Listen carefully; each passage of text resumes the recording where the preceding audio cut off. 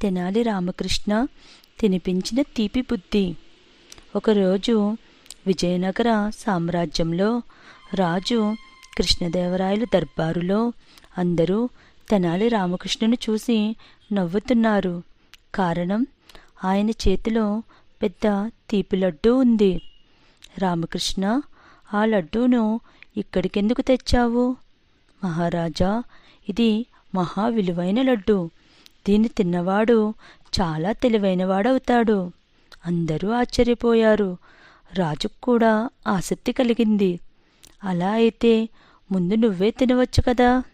అయ్యో, మళ్ళీ మరింత తెలివి పెరిగి అందరూ నా మీద అసూయపడతారేమో అనిపిస్తుంది. దీన్ని విన్న రాజు నవ్వి, అయితే ఈ లడ్డూను మంత్రికి ఇచ్చేద్దాం, ఆయనే చాలా తెలివైనవాడవుతారు అని అన్నాడు. తెనాలి వెంటనే లడ్డూను మంత్రికిచ్చాడు. మంత్రి అదిని చూసి మొత్తం లడ్డూ తినేశాడు. మహారాజా, ఇప్పుడు మన మంత్రిగారు అత్యంత తెలివైన వారు అయ్యారు. అదెలా?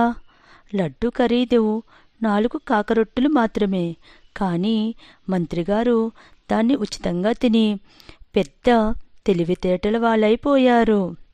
దీన్ని విన్న అందరూ కడుపుబ్బా నవ్వారు. మంత్రికి మాత్రం తన తప్పు తెలుసుకుని కోపంగా తల ఊపాడు.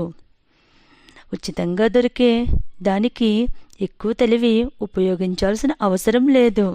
సబ్స్క్రైబ్ చేసుకోండి.